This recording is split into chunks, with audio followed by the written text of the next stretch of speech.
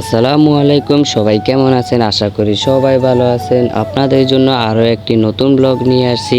ব্লগটি হলে আজকে আমি আমার ভাইয়ের সাথে দেখা করতে যাব চৌমুহনী বাজার। তো আমার সামনে যেটা দেখতে আছেন এটা হচ্ছে আমাদের রূপাচড়া মসজিদ। যারা আমার ব্লগ দেখেন তারা অবশ্যই চিনবেন। তো মসজিদের সামনে থেকে এখন আমি দাসেহাট বাজারের জন্য রওনা দিলাম। আর আমাদের দাসেহাট বাজার কে কে আসছেন অবশ্যই বলবেন। আর আপনাদেরকে আমি একটা কথা বলে রাখি, যারা আমার ইউটিউবে নতুন তারা অবশ্যই আমার চ্যানেলটি সাবস্ক্রাইব করে দেবেন এবং পাশে থাকা বেল আইকনটি বাজিয়ে দিন। তো কথা বলতে বলতে চলে আসছি আমাদের দাসেরহাট বাজার।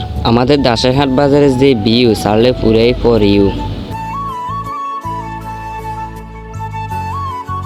তো এখন আমি সিএনজি স্টেশনে চলে আসছি। এখন দাসেরহাট টু চন্দ্রগঞ্জ যাব।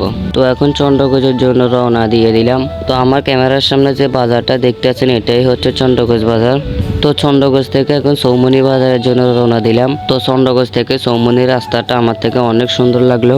চৌমুহনী বাজার তো অনেক মানুষই আসেন, যারা আসেন তারা অবশ্যই কমেন্ট করে জানাবেন। তো আমি যে সিএমসির মধ্যে হচ্ছে সেই ড্রাইভারটা গাড়িটা এমন জোরে চালায়, আমার মনে হয় সে ফেলুন চালায় আছে। আমি তারা কই ভাই গাড়িটা আসতে চালায় না, এতে আর গাড়ি কোনো আসতে নাই, গাড়ি জোরে চালাই।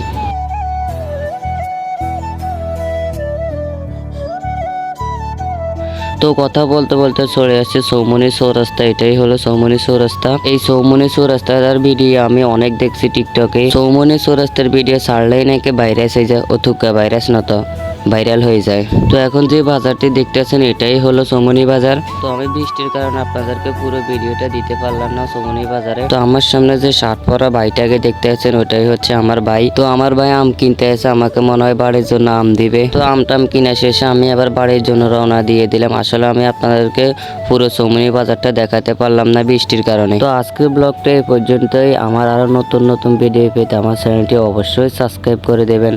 তো আমার ভিডিওটি শেষ পর্যন্ত দেখার জন্য অসংখ্য ধন্যবাদ।